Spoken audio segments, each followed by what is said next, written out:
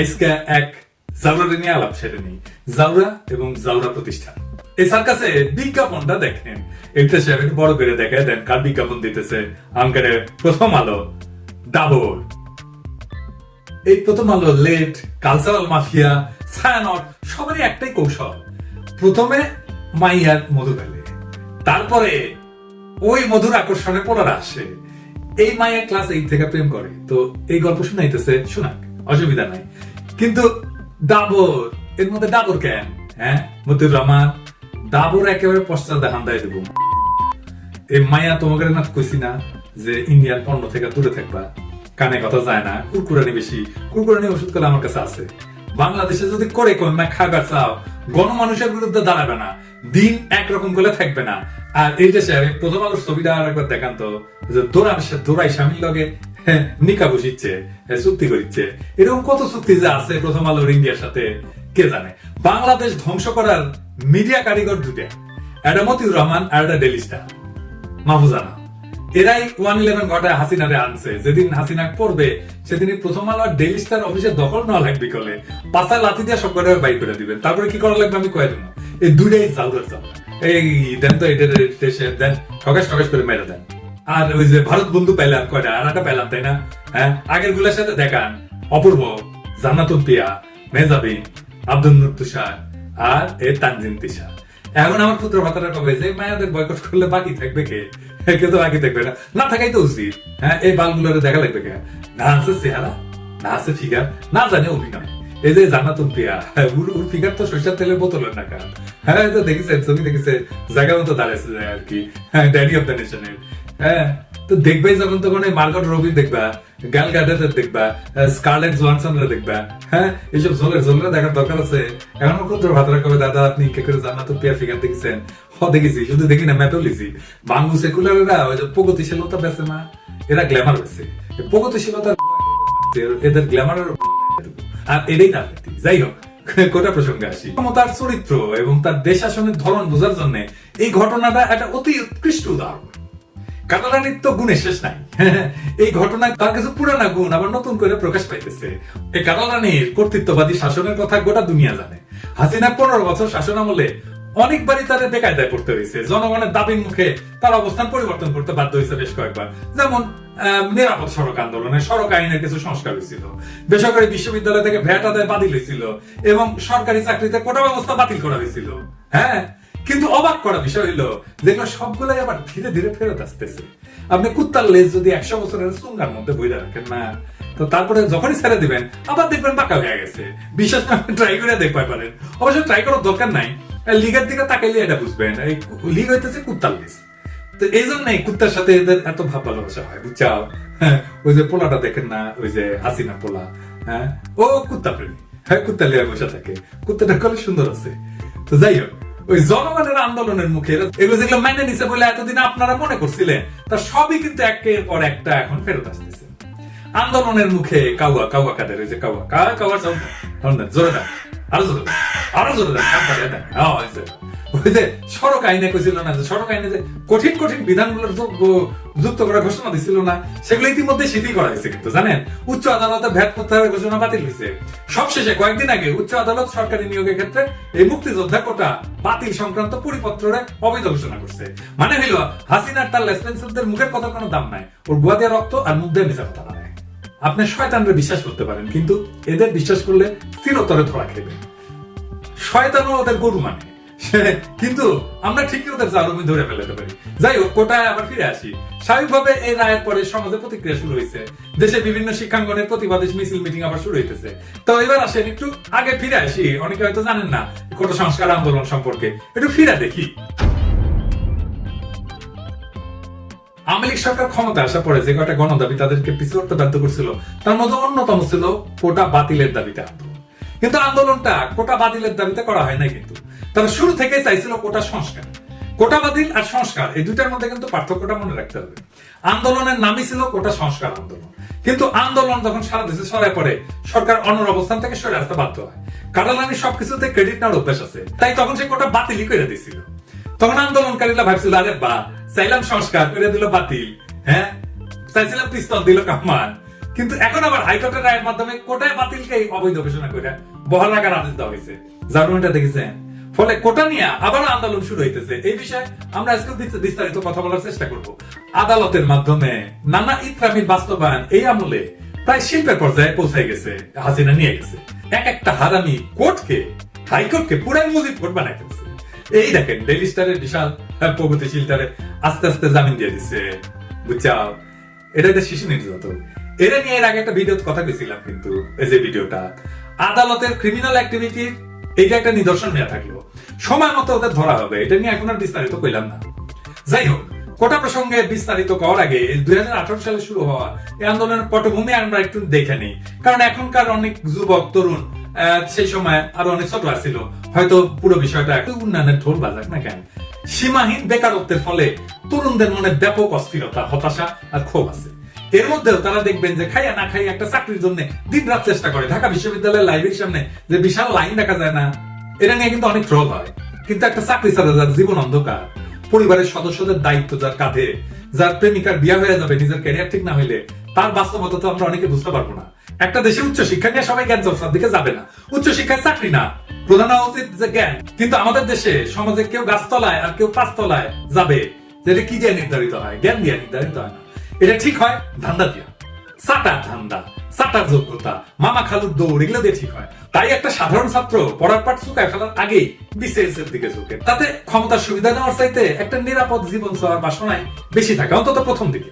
কিন্তু এই সরকারি চাকরি যখন গোপালী কোটার দ্বারা বন্টন করে দেওয়া হয় লিগ্যাল লোকদের মধ্যে, তখন আসলে হতাশা হয় স্বাভাবিক। আর এই হতাশা থেকে যৌক্তিক একটা আন্দোলন শুরু করছিল সাধারণ ছাত্রছাত্রীরা। পরে সেই কোটা সংস্কার আন্দোলন দেশ জুড়ে শিক্ষার্থীদের মধ্যে বিস্তৃত হয়েছিল। বাংলাদেশের বেকারত্ব, বিশেষ করে শিক্ষিত বেকার, এটা বড় সমস্যা। প্রায় 4 কোটি তরুণ বেকারত্বের অভিশাপে নিপীড়িত। এই হতাশ তরুণদের আন্দোলন দমন করতে ছাত্রলীগের আক্রমণ, পুলিশের মামলা, নির্যাতন, আদালতের রিমান্ড এবং বিশ্ববিদ্যালয় প্রশাসনের নিপীড়ক বান্ধব অবস্থান গ্রহণে দিন দিন আন্দোলনকে আরো প্রবল করে তুলতে থাকে। এর সাথে যোগ হয়েছিল আন্দোলনকারী নারী শিক্ষার্থীদের উপরে যৌন আক্রমণ। শহীদ মিনারে ছাত্রলীগ একাধিকবার আক্রমণ করছে কোটার বিরুদ্ধে সংগঠিত হওয়া সাধারণ ছাত্রদের উপরে। এমনকি শিক্ষকরা তার হাত থেকে রক্ষা পায় না।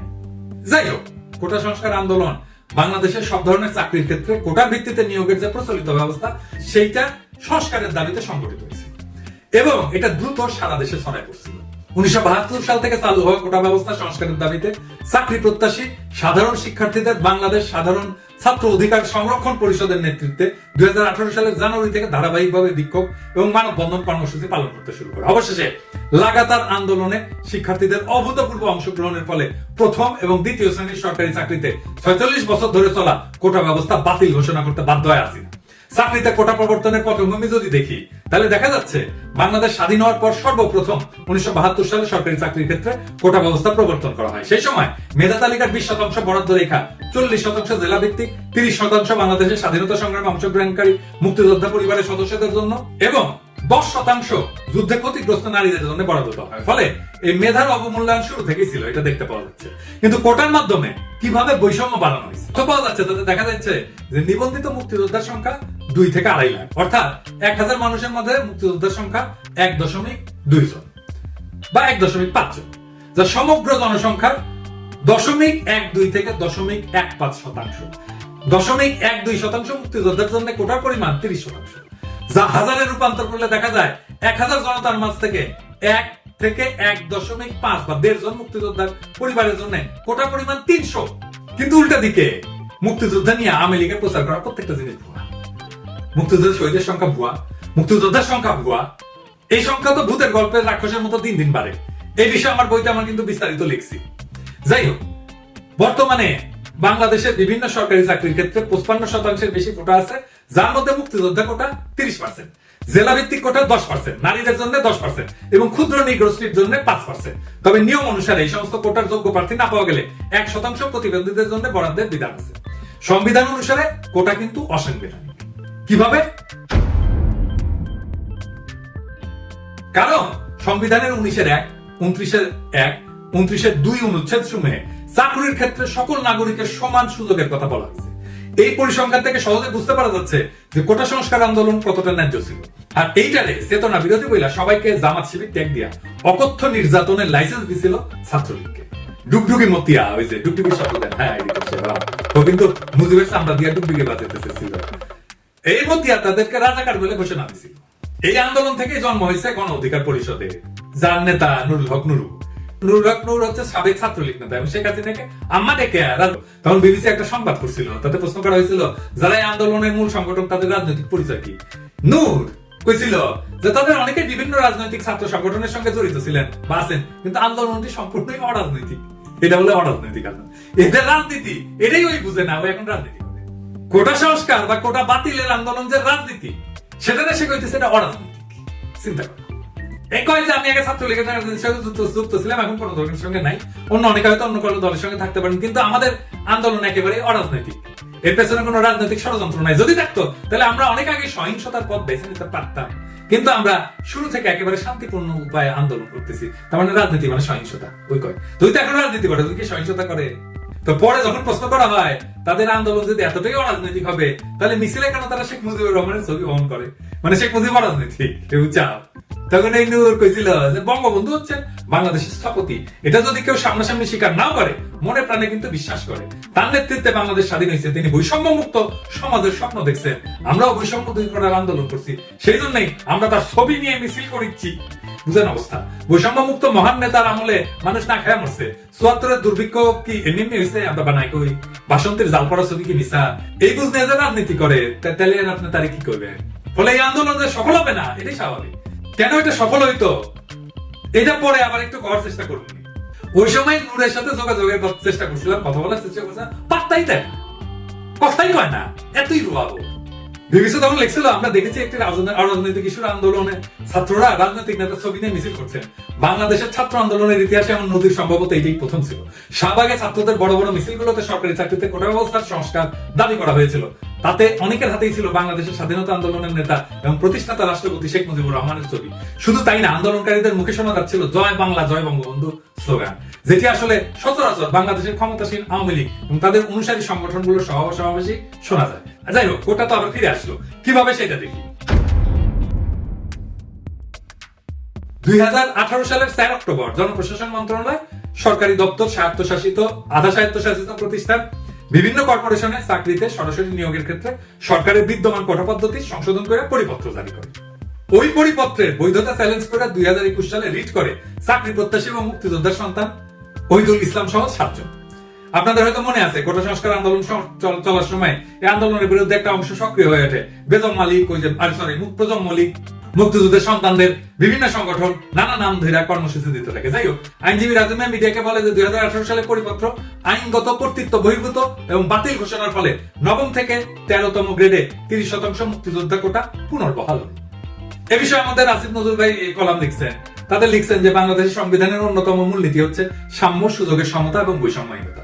সমতার নীতি কিছু ক্ষেত্রে ব্যতিক্রম অনুমোদন করে প্রায়োগিক সমতা নিশ্চিত করার স্বার্থে। সমতার এই দর্শনের বিভিন্ন প্রকাশ আমাদের সংবিধানেও রয়েছে।